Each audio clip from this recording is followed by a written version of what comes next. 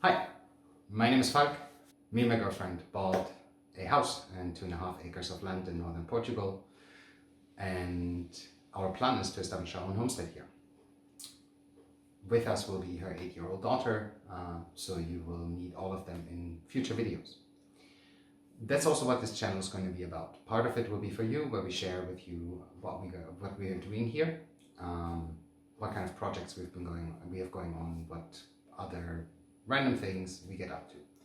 So partially a bit of a vlog, partially project work. But it will also be for us, where we can look back in a year, in 2 years, in 5 years, and look where we started and how far we've come, right? As a kind of like, I guess, milestone comparison or something. Now I've been waffling about how to do this video for a while. The funny thing is, you know how this sometimes you know something, but then you never put it in practice? Yeah, like that. So one of the biggest things is that I've been for the last 4 years managing software teams and software organizations. And one of the things I kept harping on the teams always was agile, which means quick feedback, don't plan too long, get it out, see what customers are saying, and iterate on it, right? And the funny thing is, with the video, with this channel, I have just been dragging my heels because I wanted to make it perfect. So after this realization, while I was picking blackberries, I was like, okay, let's not do that. We're just going to make a video, it's going to go out, and we go from there. And you guys tell us what you like and what you don't like about this video, about this channel, about us, whatever.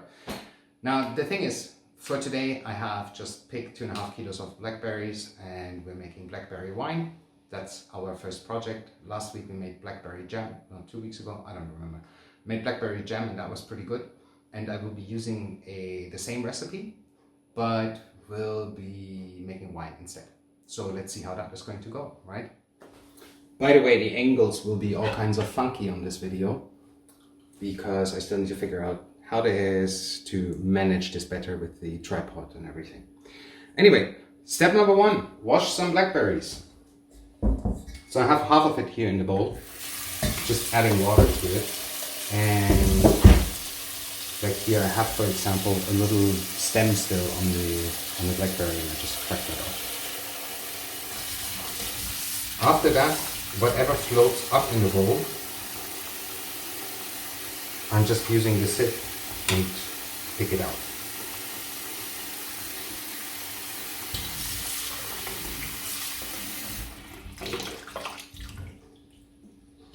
Whatever floats to the top is not what we want in the wine. So you can see, just tossing it in here. This blackberry is floating because there is a stem on it. And I keep repeating this a few times, and then I'm going to do the other half. Now that the berries are all washed, I put them in this nice big pot that I have here. And our next step is to use this magic machine and shred them all up so that we get a lot of the juice out. There are several ways of doing this. You don't need to have one of those. For jam, for example, you just boil them for a long time, or cook them basically, and then you add sugar to them. We will be adding sugar to them. I just didn't want to boil them right now. So I'm trying it this way, to leave them cold. I'll be back once I've gotten some traction on this.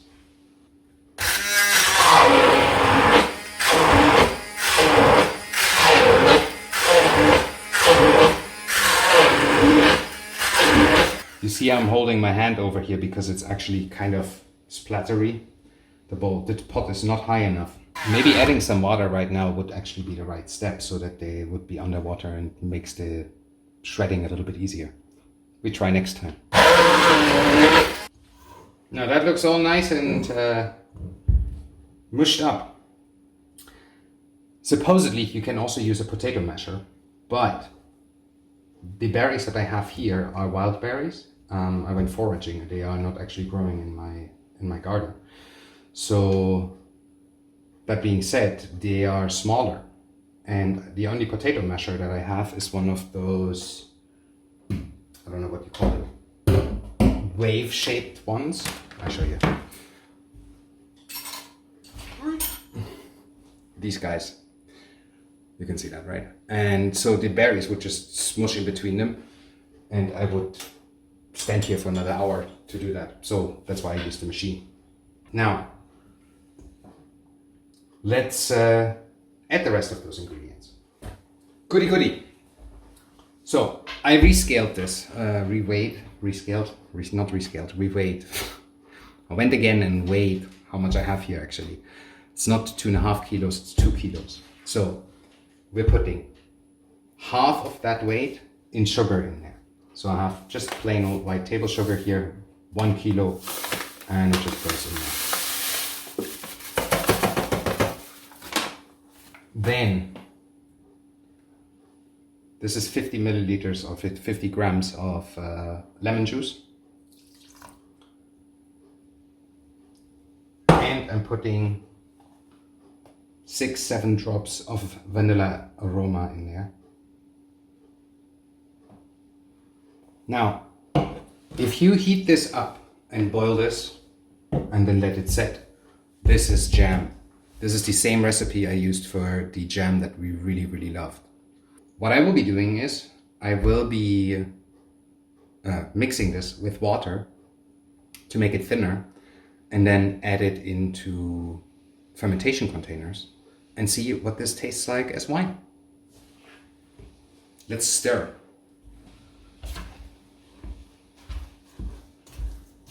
Let's mix it all together, roughly right now. And then once we have this a little bit integrated, we're gonna add water. And here's our water. This is, by the way, this is not supermarket water. This is well water that I got. I just used the same container, the empty bottle. Now this will also be my fermentation container.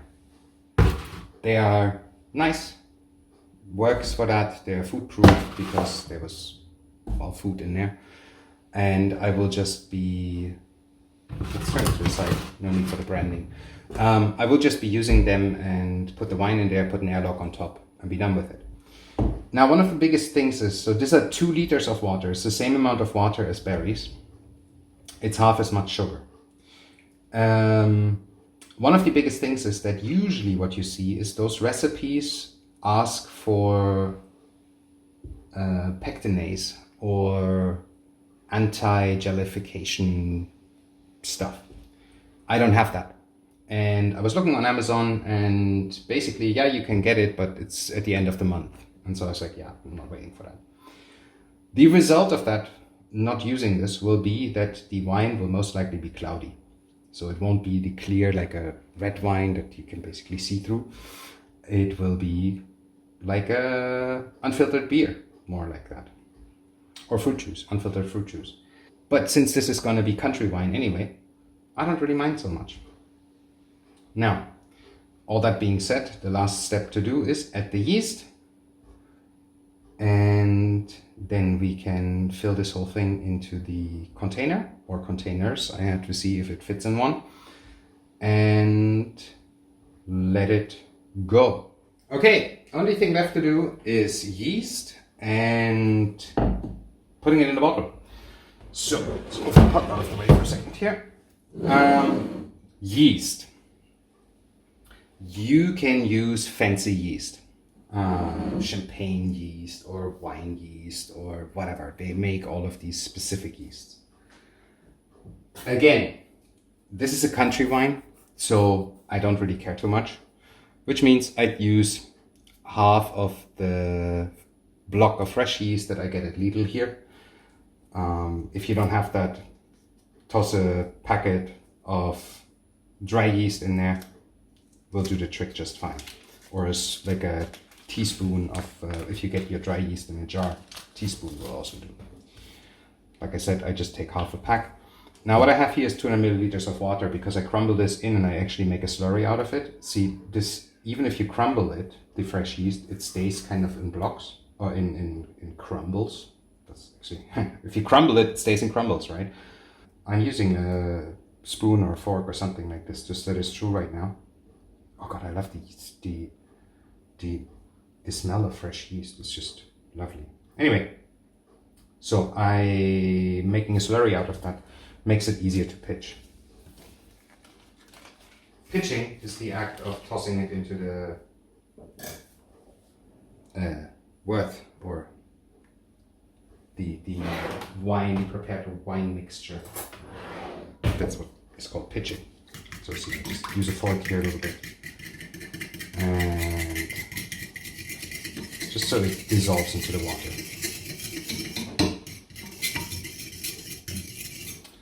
Goody! And here we go. Bring the pot back. In it goes. Scraping a little bit out here, and just still left inside.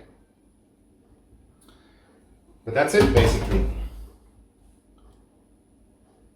And then finally we're going to fill it into the fermentation container. So I have like this fancy funnel. I don't know, can you see that? Let me double check. No, you cannot. Let me adjust. So that's better. I just use a, what do you call those things? Ladle. That's the word. I use a ladle for this. Actually, let's turn it around so it makes it a little bit easier for me. And I'm just ladling this whole stuff in there, trying to be as unmessy as possible,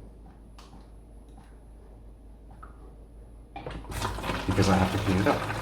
There's nobody else to do it for me, so, you know. The funny thing is that this is, in comparison to other things that I do, really, really thick.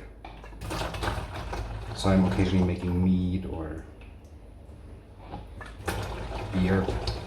We'll make some videos about those kind of things. But in comparison, this, because there is so much fruit mush in there, it is really, really thick. It is more like a Blackberry sauce than it is a must or wort, not without the H. Anyway, let me continue this, and I show you when we're done. Oh, cool! I can show you this now. So right now it's not running because there's a berry chunk or whatever in there. I'm just using like a wooden chopstick or so, poke it through, and it's running again. Perfect. So that's kind of the easy way to, you know, just continue doing this thing here. Anyway, that's up. Later. Okay, all cleaned up. I have a bung that fits right in there. I have no idea what the heck it is. So I went with the cheap version and just poked a hole into the lid that goes with this bottle where the airlock sits. And it sits quite nice and tight in there. A bit crooked, but nice and tight. But yeah, so that's it. And this goes now to sit for, I'd say a week at least in the garage. Maybe 2 even. And then we see once the main fermentation has died down. So this will actually start kind of bubbling and, you know, going bad. Like when you leave fruit juice sitting out too long.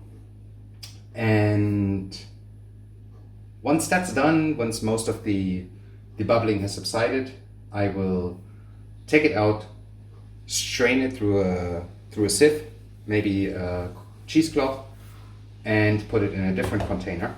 So that means I get all the fruit bits, the seeds and all that kind of stuff out, but I get my liquid. On the bottom, like yeast replicates very quickly, but then at some point it just dies and sinks to the bottom, and that when it sits there for too long, it makes a bad flavor. So that's the other thing. I will be getting this out. Now, after a week, I think we will, or after this stops and I'm straining it, I think we might have a zip to try it out, what it's, how it's feeling, how it's going. And then we decide if we just drink it like that, or if we put it back into the second container and let it sit for longer, let it ferment for longer. Let's see what happens with that. That's it for now from me. I hope to see you in the next video. No idea yet what that video is going to be, but probably something else that we're going to do here. Until then,